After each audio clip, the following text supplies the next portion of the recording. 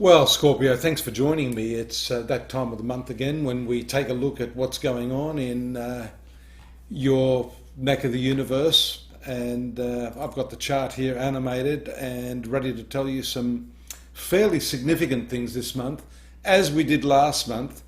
In particular, on the 3rd, keep your eye out here on the moon, making contact here with the sun to produce what is a significant total solar eclipse.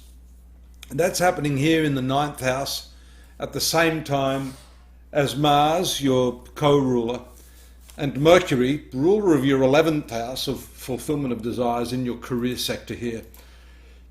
So a lot of energy making its way up here. Mercury, of course, being a primary communicator, and Mars, your willful energy up here, showing a strong focus on career, but also here a focus on overcoming your fears. I think this eclipse for you is going to be particularly about, well, look, if you've gone back, tried to do something that you used to do and it hasn't worked, you have to overcome fear. This is the sun, career planet. It may have to do with your work. In conjunction with the node during this eclipse, is going to release a lot of energy here, and in some ways that's good if you can overcome the fear factor moving forward. This knowledge here is going to be your ticket. You notice there's on the 8th a stationary position of Mercury. That's going to go retrograde here, and that's going to go retrograde for the rest of the month. So although there's a lot of big stuff happening for you, we see here that this single planet is going to maybe delay things here. It will certainly impact upon you by intensifying your efforts to make things happen. You've got the drive you need, but the communication, the paperwork, getting the actual nod from those people that are important may not be all that easy. Finances are good here around the 13th, as the moon makes a conjunction with Jupiter, another favourable planet for you, but also retrograde along with a few of the other planets here. No wonder things are going backwards, you say to yourself. The important other event here is on the 17th here, moon swinging back here. Keep your eye on these red lines here. This is a conjunction to Saturn first, which makes you overly serious in the way you're communicating, and then this full moon in your 3rd house. You could become rather obsessive about paperwork, about the minutiae. Don't get bogged down, as I often do, in the little spicks and specks. You're going to miss the bigger picture for that. If you can, delegate to other people who can do all of that sort of nasty gopher's work for you. That keeps your mind fresh, keeps it open, and it keeps your resources free for bigger and better things. So that 3rd house there is also to do with travels, not just the way you communicate. And that shows that you may have an opportunity to journey shortly. It may not be a long journey or a distant journey, but certainly something that gives you the opportunity to give yourself some respite. 4th house here has to do with your family. Some nice aspects that are formed there, as you can see. Then the 5th house is also quite nice, around the 20th and the 21st. Mercury, notice, moved back into the 9th house. Some of you may have had some legal issues or bureaucratic issues that have been swept under the rug. It could even be taxation issues. Have a look here for Scorpio. Sun is ruling the 10th house, which is absolutely a governmental planet.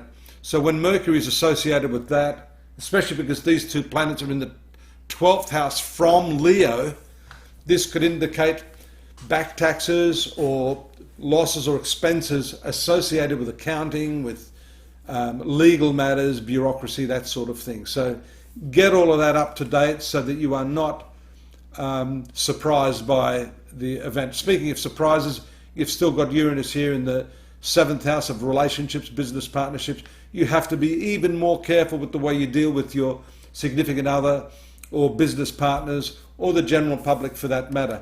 What used to work may not work. You may test it, try it, but if it doesn't, eliminate it immediately and make way for the new. That's, I think, the important lesson or theme for July 2019.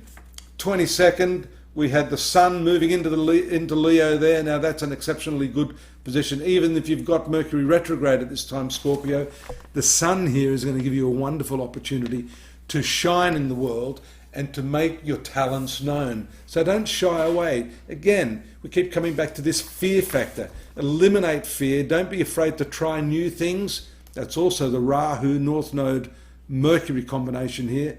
The retrogression here shows that you can use some shock tactics. Venus will add a touch of suave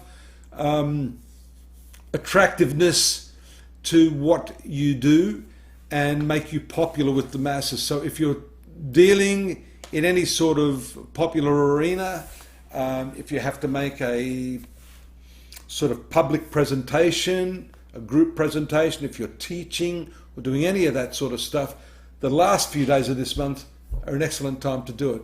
Hang in there. Mercury doesn't go direct, or at least into its stationary position, until the 31st. And you'll see it there as soon as it goes S. There it is there. It's at that time.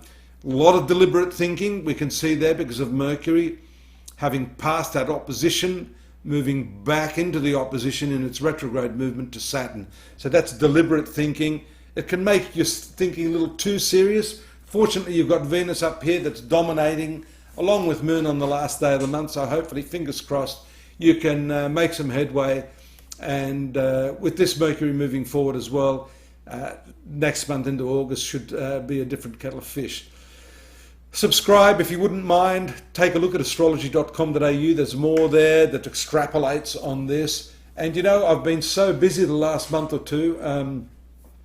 You know, they say ask for what you want. Now I'm asking you, if you need some help, don't be afraid to reach out to me, drop me a message. If I can give you a quick fix, I will. Often it's better to do a personal reading where we look at your date, your time, your place of birth, and then we can get down really deep and intricate into what it is that may be at the heart of the problem. I look forward to helping you with that. So till next month, take care. Thanks for your company, Scorpio. Bye-bye.